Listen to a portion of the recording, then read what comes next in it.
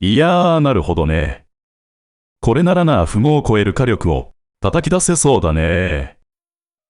オーロボッツ&タイタンズ、フランベチャンネル 3.0 へようこそ。いやーねー、かなり重宝してるこの毒針系武器だが、パーティクルダメージは下げられず、マガジン容量とファイアリングの加速がナーフされるようだね。まあとはいえ、加速後の時間単位の火力は変わらずってとこだからね。まだマシかって気がする。そこで、フルリロードショットの火力をナーフ後でも、なんとかこれを維持できないかって考えてみました。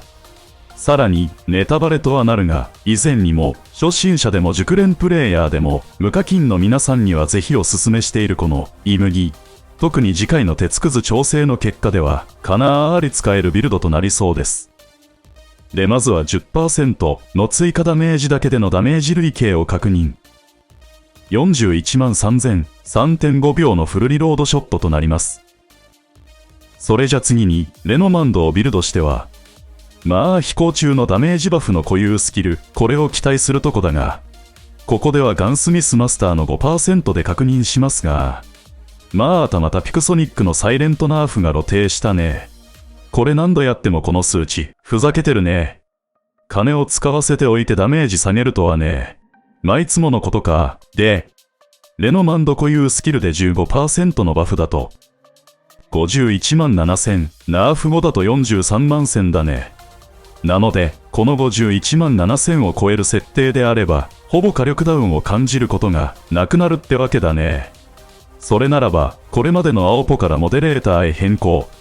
まあ、おそらく飛行中に全く攻撃しないなんてことはないだろうし、飛行時間の半分ほどでファイアリングってなるだろうからね。なので、スタック3つで確認すると、56万2000、ナーフされて46万8000だね。まあここまで上がるならば、もう十分かと思うが、一応、上回るためにはってことで考えると、このモジュールを選択ってこととなるね。今のモジュールはアクセラレーター、これをアタックに変更し、リアクターを装備。現時点ではアップグレード進めてないから 6% のバフとなっている。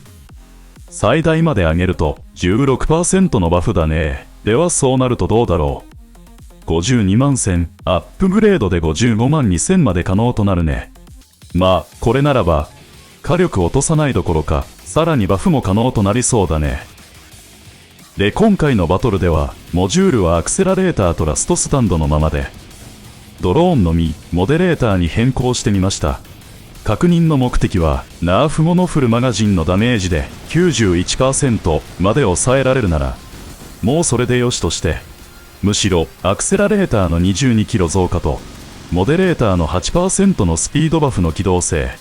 これがどれだけ有効に使えるのかって確認と、イージスシールドがなくなることでラストスタンドがどれだけ効果を発揮するのかってとこだね。やはりイージスシールドがなくなるって結構痛いからね。ダイレクトにダメージ受けた時一気に削られるシーンが多けりゃリアクターのダメージバフに振らずアクセラレーターとラストスタンドのままでいようかと思ってね。複数回このビルドでバトルやってみた感想としては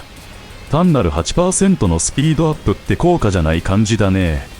かなり航続距離は伸びるし、敵へ奇襲する、その隠れた敵への攻撃のストレスも軽減されるし、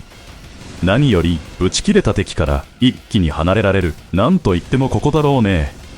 火力を 91% に抑えても、